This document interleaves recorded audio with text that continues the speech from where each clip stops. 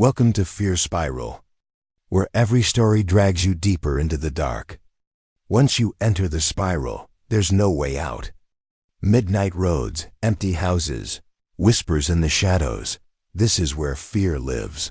If these stories sent a shiver down your spine, don't forget to like this video, subscribe to Fear Spiral, and hit the bell icon so you never miss the next step deeper into the spiral of fear. The last gas station. I've been on a lot of road trips in my life, but there's one that has never left me, no matter how much I try to bury it. Even now, years later, when I see a quiet gas station on some empty stretch of highway, I feel that same pit in my stomach that I felt that night. It's the kind of memory you don't want, the kind that creeps into your dreams and reminds you that not everything on the road is as ordinary as it seems. It was the summer of 2017. I was 24, fresh out of college, and in that restless stage of life where you want to see the world, but don't quite have the money to do it. So instead of flying somewhere exotic, my three best friends, Mark, his girlfriend Leah, and my childhood buddy Kevin, decided we'd just pile into Kevin's old Honda Civic and take a road trip across a few states. Our plan was simple: cheap motels, random diners, and long stretches of music, laughter, and late-night conversations. The trip started off great. We drove through mountains, farmland, and endless highways, stopping at random attractions along the way. But the night it happened, we were somewhere in the middle of nowhere, literally. We'd been driving for hours, the GPS bouncing between signal and no service. The road ahead nothing but black pavement lit by our headlights. The gas gauge dipped lower and lower, and Kevin muttered, "We're gonna need to stop soon." The problem was, there was nothing around us. No towns, no motels. Just endless highway cutting through thick patches of trees. It was close to midnight, and all of us were tired. My phone had no service, and the GPS on Kevin's was lagging. I remember Mark leaning forward from the back seat, his voice uneasy. "Dude, we're almost on empty. Just pull off anywhere if you see something." And then, as if on cue, we saw a flickering neon sign in the distance. It was the kind of thing you'd expect in a horror movie. A glowing red GA that looked like it hadn't been serviced in decades. Kevin slowed the car, and we turned onto the cracked, uneven pavement leading up to the station. The place looked like it had been forgotten by time. Two old gas pumps stood under a rusting awning, their paint peeling, their numbers faded. The building itself was small, with grimy windows and a single buzzing light above the entrance. But the strangest thing was that, despite its abandoned look, the station was open. The door was propped halfway, and inside I could see shelves stocked with snacks and a faint glow of fluorescent light. Kevin pulled up to the pump. "Thank God," he said, shutting off the car. Leah looked uneasy, her arms crossed. "This place feels wrong," I agreed. The whole atmosphere was off. The air was still, almost too still, and the woods surrounding the place loomed like dark walls. But we were desperate, so Kevin hopped out and started pumping gas. Mark and I decided to go inside and grab some snacks. The bell above the door jingled when we stepped in, and immediately I noticed how cold it was. Not air-conditioned cold, unnatural cold, like stepping into a basement. The smell was sharp too, like mildew mixed with something metallic. The aisles were small, cramped, lined with dusty chip bags and faded candy wrappers. Behind the counter sat a man. He was old, with thinning white hair, his face sunken and pale. His eyes were milky, unfocused, and yet I swear he was staring straight at us. He didn't move, didn't blink. Just sat there, hunched slightly, his hands folded on the counter. Mark whispered to me, "Dude, this guy looks half dead." I tried to ignore the way the man's lips twitched, almost like he was trying to smile but couldn't quite manage it. "Evening," I muttered, grabbing a bag of chips. The man's voice was raspy, like dry leaves scraping together. "Long drive?" Yeah," I said. "We're just passing through." He nodded once, slow and deliberate, then added something strange. Not many make it down this road anymore. I forced a chuckle, trying to brush it off, but a chill slid down my spine. There was something about the way he said it, like a warning, not an observation. We paid quickly, and I noticed his hands as he slid the change across the counter. His skin was thin, almost translucent, and his fingers were unnaturally long. For a moment, I thought I saw dirt. No, not dirt. Something darker, under his nails. We left in a hurry, and as soon as we got outside, Leah hissed, "We're not staying here a second longer than we have to." Kevin finished pumping, and we piled into the car. As we pulled back onto the highway, I glanced in the side mirror and froze. The old man was standing outside now, under the buzzing light, watching us drive away. His eyes seemed brighter in the dark, reflecting like an animal's. He hadn't made a sound coming out. He was just there. The car was silent for a long time after that.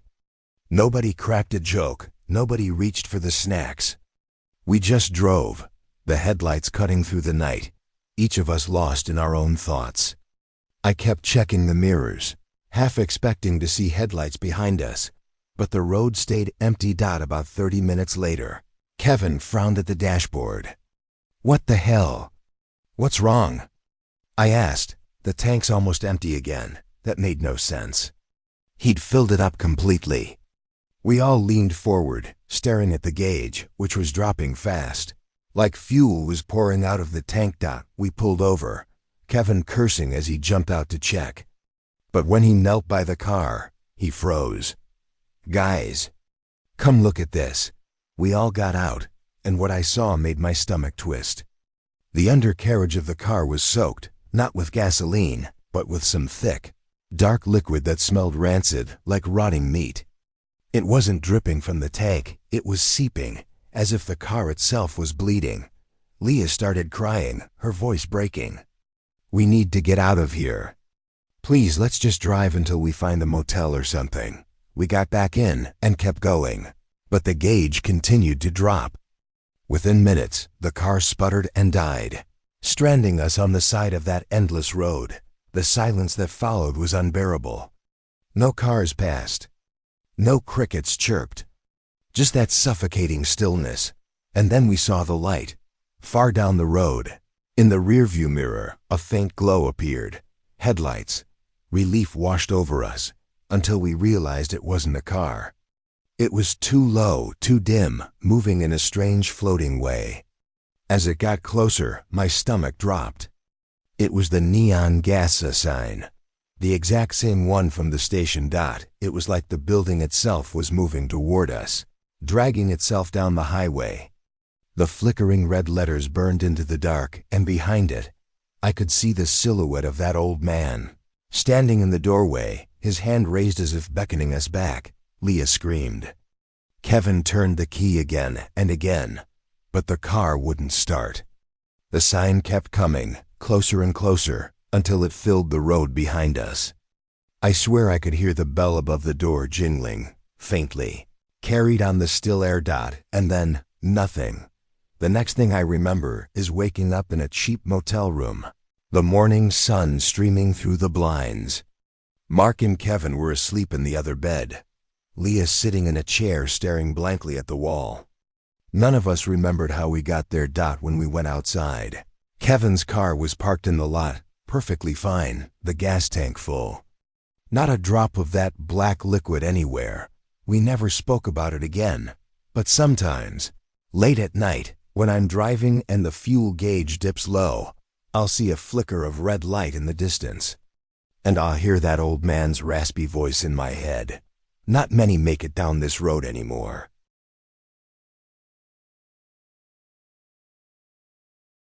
Highway of Echoes. There's a stretch of highway in New Mexico that I'll never set foot on again. If you asked me to drive it, even in broad daylight, I'd rather take the long way around. Because what I experienced there one night on a road trip still feels too real, too close, and too wrong to explain away as some trick of the mind. It was 2019, and I was driving cross-country with my girlfriend, Emily. We'd been dating for about a year, and we wanted an adventure before we both settled into full-time jobs. We saved up, packed her SUV with bags, snacks, and a tent, and started making our way west. For the most part, it was perfect. Long stretches of road with the windows down, music blasting, the two of us laughing and sharing stories. But that night, somewhere past midnight, things took a turn. We had just left a small desert town behind us. It was one of those places where the gas station doubles as a grocery store and diner, and where everyone looks at you like they know you don't belong. We figured we'd drive another hour or so before pulling into a motel. The road was long, straight, and empty. Just desert on either side, stretching endlessly, the sky above full of stars. The GPS told us to keep going, but after about 30 minutes, it froze. The map wouldn't load. The screen just stuck on our little blue arrow. I tried my phone too, but there was no signal at all. Emily shrugged it off, saying we'd hit service again soon. But that wasn't what bothered me.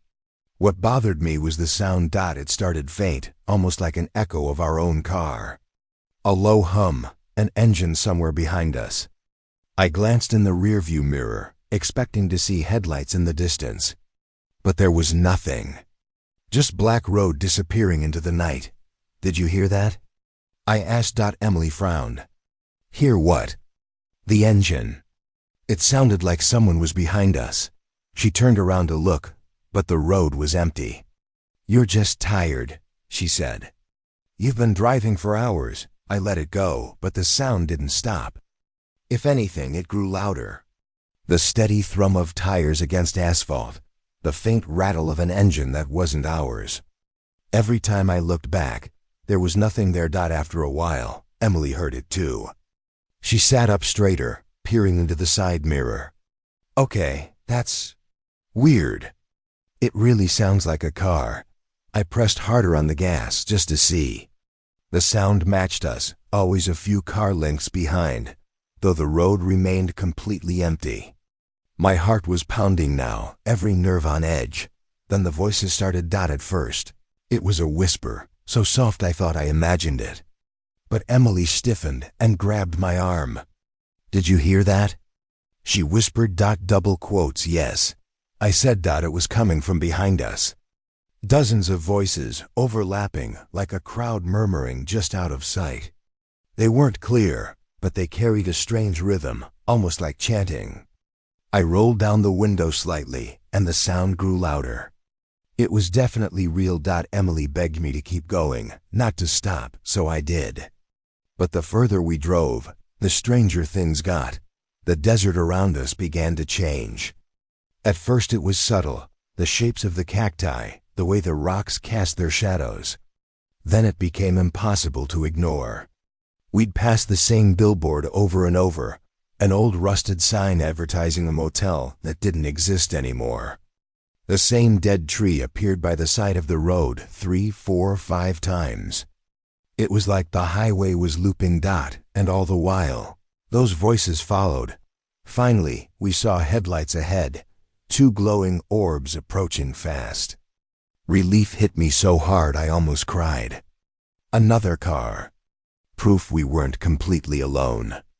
But as it neared, the lights grew brighter, impossibly bright, until the whole road was swallowed in white. I slammed the brakes. Emily screamed. For a second, it felt like we were colliding head-on with something enormous. And then the lights were gone. We sat there shaking, the engine idling, the desert around us silent again. No voices, no echoes. Just darkness. Keep going, Emily whispered, her voice trembling. Please just keep going, so I did. We drove for what felt like hours. The clock on the dash was frozen at 1:13 a.m., no matter how far we went. My eyes burned from staring at the same endless strip of road, the same repeating signs and trees. It was like we were trapped in some warped version of reality, a loop we couldn't escape. And then we saw it. Up ahead, on the side of the highway, stood a figure. It was a man, or at least it looked like one. He was tall, thin, dressed in clothes that looked decades out of place. His head was tilted, his face obscured by shadow, but I swear his mouth was moving, forming words we couldn't hear. As we passed, Emily gasped and grabbed my arm. In the side mirror, I saw him again. Standing right behind the car now. His face was clearer this time, pale and sunken, his eyes black holes. His mouth moved faster, and though we couldn't hear the words, I knew he was one of the voices that had been echoing all along. I pressed the pedal to the floor, desperate to escape, but when I looked back again, he was gone. The highway stretched on endlessly. My body ached, my throat was dry, and I was fighting the rising panic that maybe we'd never leave this place.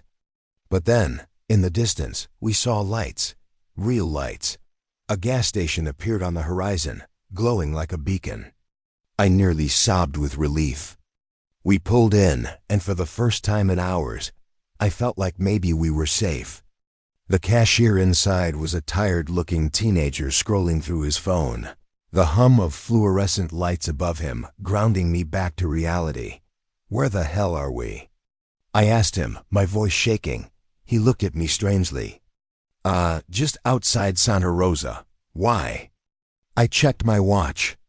It was 6:45 a.m. Somehow, 5 hours had passed since the last time I'd looked at the clock.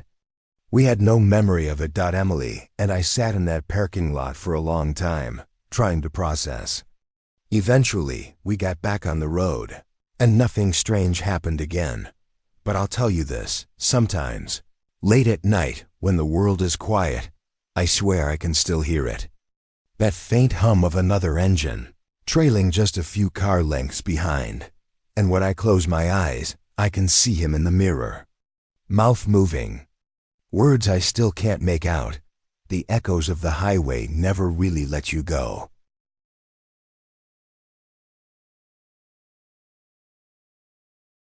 Mile marker 66. People always tell me that road trips are where the best memories are made. For the most part, I'd agree with that. Some of my happiest times came from long drives with the windows down, laughing with friends and discovering random towns along the way. But there's one road trip that scarred me forever, and it started at a stretch of highway that locals only ever whispered about. I'd never believed in ghost stories. I thought they were campfire material, exaggerated for effect. But the night I drove past mile marker 66, I realized there are some places you're not meant to see twice, and sometimes the road doesn't give you a choice. It was fall of 2018. I was driving solo from Colorado to Texas after visiting family. I left late, around 10 p.m., planning to drive through the night so I could save money on a motel. The first few hours were uneventful, empty roads, music on low, occasional semi-trucks roaring past. But as I got deeper into New Mexico, things started to feel off. The first sign was the gas gauge. It had been full when I left, but it seemed to be dropping faster than normal. I told myself it was just the hills, or maybe the gauge being inaccurate. But by midnight, I was already looking for a station. The problem was, there wasn't one in sight. Just desert stretching endlessly, the sky moonless, the road eerily quiet. That's when I saw it, a green highway sign that read simply, Mile 66. I remember it vividly because the reflective numbers almost glowed under my headlights. I didn't think much of it at first, just another mile marker like dozens before it. But a few minutes later, I saw it again. Same sign, same number. Mile 66. At first, I thought maybe I was mistaken. Maybe I hadn't been paying attention. But when I passed the exact same marker a third time, my hands went cold on the steering wheel. The road hadn't curved. I hadn't turned off anywhere. Yet somehow, I was looping. The desert outside seemed to shift too. The bushes looked identical, like copy-paste scenery. Even the cracks in the asphalt looked the same. And behind me, in the rearview mirror, there was nothing, no headlights, no horizon.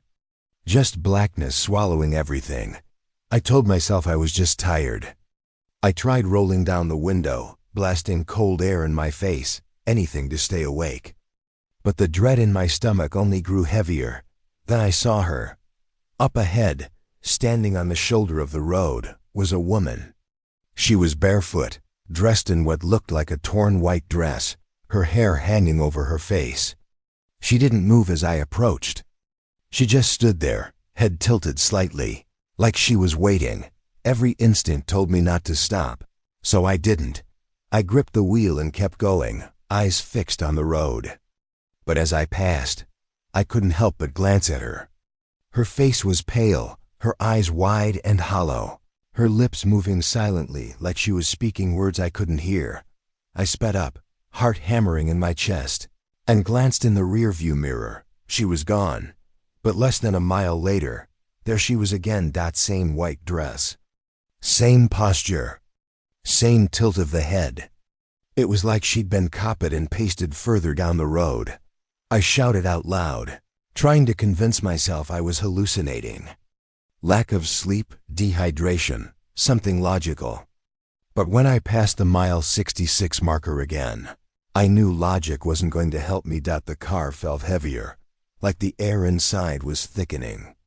The radio crackled to life even though I hadn't touched it, static filling the car. And beneath the static, faintly, I heard whispers. They weren't clear at first, just fragments. Turn back. Can't leave. Always here. I yanked the knob, trying to shut it off, but the whispers only grew louder until they filled every inch of the car.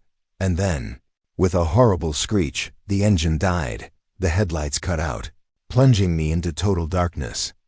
The car rolled to a stop in the middle of the highway, surrounded by nothing. I sat there gripping the wheel, shaking, too afraid to even breathe.